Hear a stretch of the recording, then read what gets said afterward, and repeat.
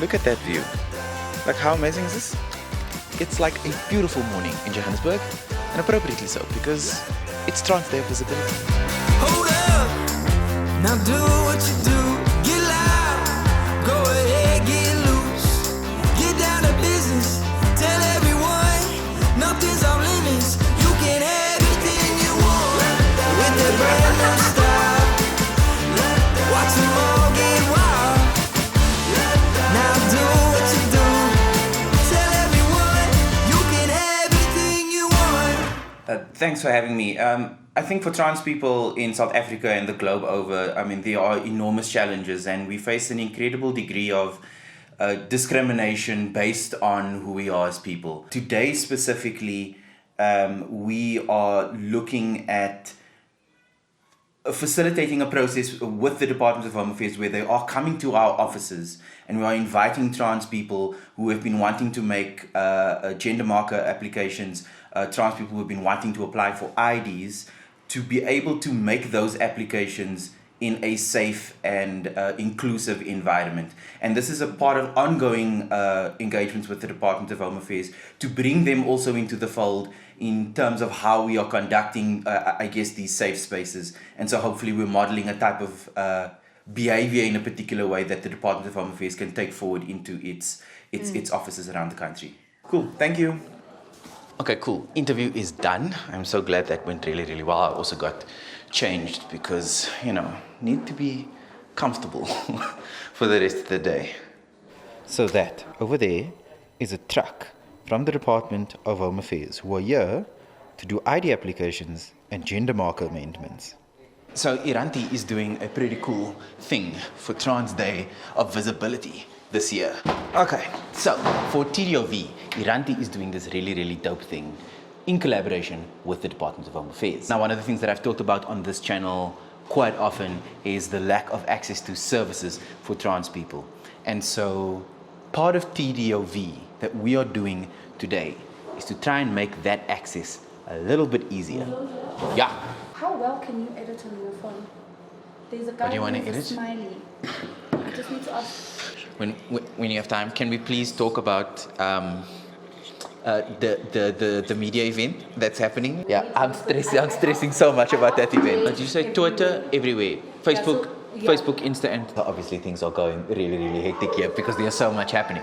So, because of the major struggles that trans people have been facing over the last while, Iranti has decided to partner with the Department of Home Affairs to bring ID applications and gender marker applications to trans people and make it more accessible and more inclusive. So what is so dope about this is that DHA has actually brought their own truck here to our offices in Brixton in Johannesburg, and it's a mobile unit that's able to take photos and do ID applications, which is so amazing. So effectively we're getting new IDs to people who have been waiting for them or needing to get them. And then on top of that, we are assisting people in getting their gender marker applications done.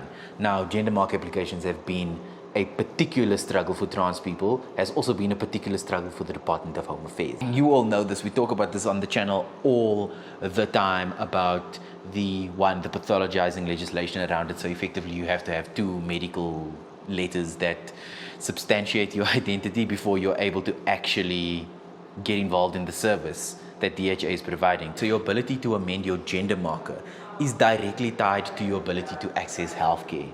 And in South Africa, healthcare is already an issue, and then layered on top of that, if you're trans, accessing gender-affirming healthcare is even more of a challenge. In addition to the Department of Home Affairs being here, we have also teamed up with Wits RHI, who is providing clinical services for trans people who have been struggling to get their letters to have their gender markers changed with Home Affairs. So they are also here. So it's like this trifecta of like services. It's like Iranti meets DHA meets Wits RHI to bring together this day where people are able to access gender-affirming healthcare, where they are able to access legal gender recognition in a way that is inclusive.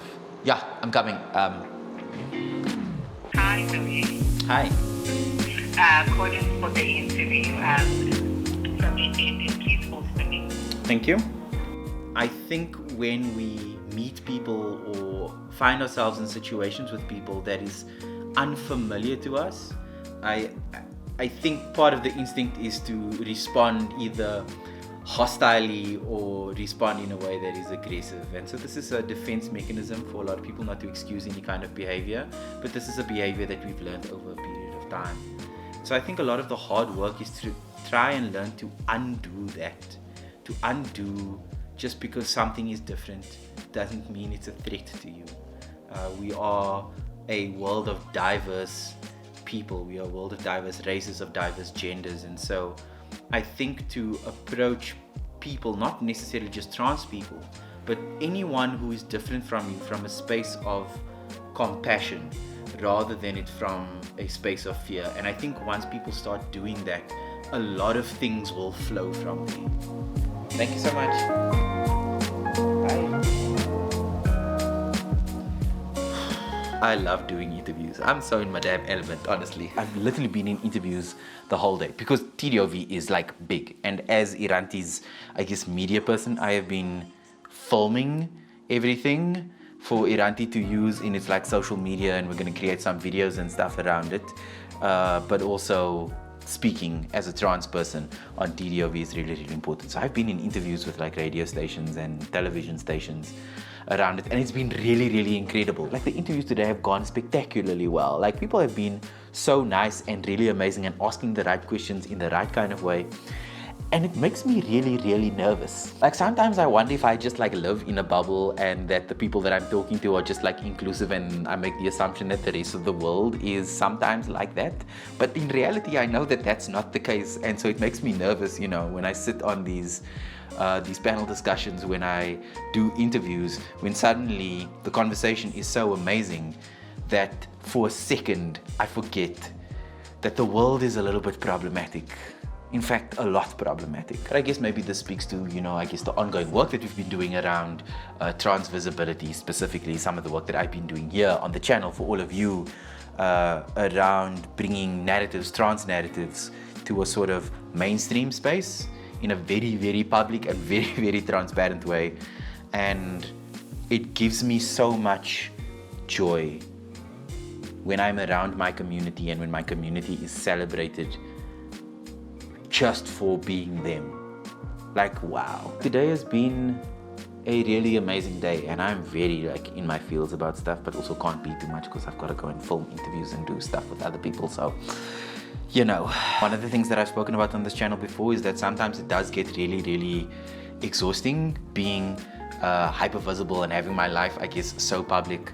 But on days like this, at moments like these where Iranti is collaborating with the National Department of Home Affairs to do this kind of inclusive ID thing that's happening here, is like there aren't words for it, and it makes all of the effort and all of the blood, sweat and tears so worth it. So let me say thank you so much to each and every one of you who have been supporting me, supporting this channel, who have been supporting the trans community here in South Africa, globally.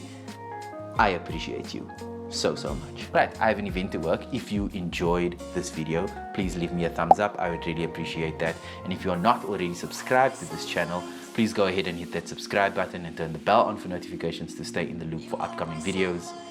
And I'll see all of you in the next one. Ciao.